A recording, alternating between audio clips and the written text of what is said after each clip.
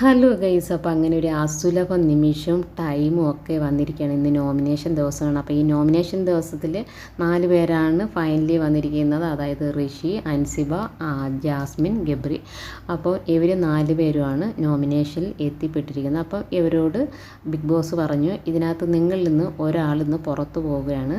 അപ്പോൾ നിങ്ങൾ ഇവിടെ വന്ന സമയം മുതൽ നിങ്ങൾ സ്പെൻഡ് ചെയ്ത സ്ഥലം, നിങ്ങൾ എവിടേക്കാണ്, അപ്പോൾ ആ ഒരു സ്ഥലത്തൊക്കെ പോയി നിങ്ങളുടെ ഓർമ്മകൾ ഒന്ന് പുതുക്കാവുന്നതാണെന്ന് പറഞ്ഞ് 4 പേരെ അങ്ങ് വിട്ടു. അപ്പോൾ അൻസിബയും ഋഷിയും അവർ ഫസ്റ്റ് മുതൽ വന്നിരുന്ന സ്ഥലവും അവിടെയൊക്കെ വന്നിരുന്നു ഒത്തിരി വിഷമത്തോടുകൂടി കാര്യങ്ങൾ ഷെയർ ചെയ്യുന്നുണ്ടായിരുന്നു.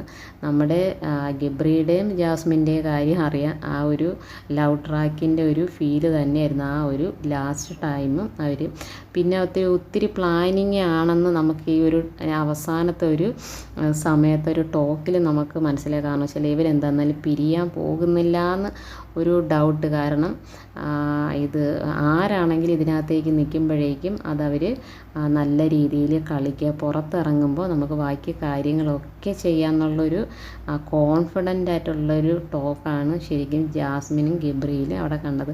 ശരിക്കും വേറൊരു സംഭവം പറഞ്ഞിട്ടുണ്ടെങ്കിൽ ഇത് എല്ലാവരും ഗബ്രി പുറത്താവണം, ജാസ്മിൻ പുറത്താകണമെന്ന് ഒരു ഏകദേശം ആളുകൾ പറയുന്നതാണ്. പക്ഷേ എനിക്ക് തോന്നുന്നു ഇവരുടെ ഒരു കോംബോ കാണാനും ഒത്തിരി പേരുണ്ടായിരുന്നു. എനിക്ക് തോന്നുന്നു ഇനി ഗബ്രി ഇതിൽ നിന്ന് പുറത്താകുമ്പോഴേക്കും ഇതൊരു ബിഗ് ബോസ് ഹൗസ് ഒരു ചടച്ച മട്ടായിരിക്കും. കാരണം വെച്ചാൽ ഗബ്രി ഒരു ആക്റ്റീവായിട്ടുള്ളൊരു ഗെയിമറായിരുന്നു.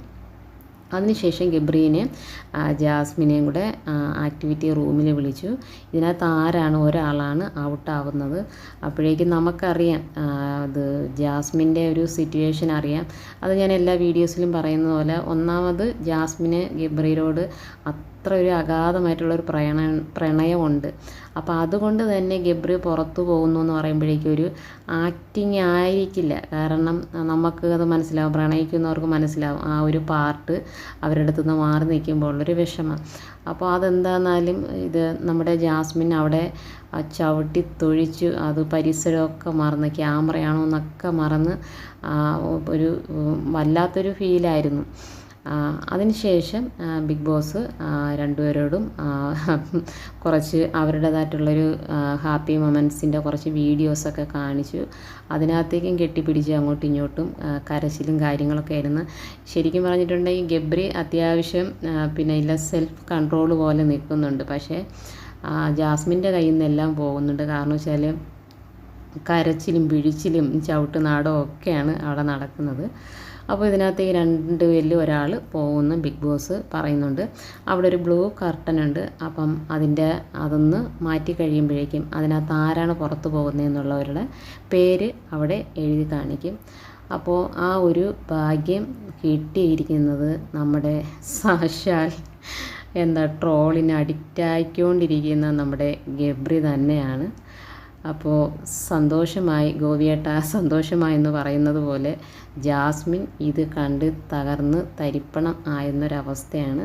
പറയാൻ പോലും പറ്റാത്ത രീതിയിലുള്ള ശരിക്കും പറഞ്ഞിട്ടുള്ള ഇനിയുള്ള ദിവസങ്ങൾ ജാസ്മിൻ അവിടെ ഏത് രീതിയിൽ നിന്ന് ഗെയിം ചെയ്യുമെന്ന് ഒരു പിടുത്തമില്ല. കാരണം വെച്ചാൽ ജാസ്മിൻ്റെ ഒരു എനർജി എന്ന് പറയുന്നത് ഗബ്രി തന്നെയാണ്. ഇനിയിപ്പം ജാസ്മിൻ അവിടെ ഇല്ലെങ്കിൽ പോലും ഗബ്രി ഏതെങ്കിലും രീതിയിലൊക്കെ നിന്ന് കളിച്ചെടുക്കും. പക്ഷേ ഗബ്രി ഇല്ലെങ്കിൽ ജാസ്മിൻ്റെ അവസ്ഥ വളരെ പരിതാപകരം തന്നെയാണ്. കാരണം വെച്ചാൽ ജാസ്മിൻ ഇടയ്ക്ക് എപ്പോഴും പറയുന്നൊരു കാര്യമാണ്, എനിക്ക് ഗെയിം ഒന്നും അല്ല ഗബ്രി, നീയാണ് എനിക്ക് ഇമ്പോർട്ടൻ്റ്. അത് ഒരു സത്യമായിട്ടുള്ള കാര്യമാണ് ജാസ്മിൻ പറയുന്നത്. ഇനിയുള്ള ദിവസം ജാസ്മിൻ്റെ ഗെയിം എങ്ങനെയാണെന്ന് നമുക്ക് വെയിറ്റ് ചെയ്യാം.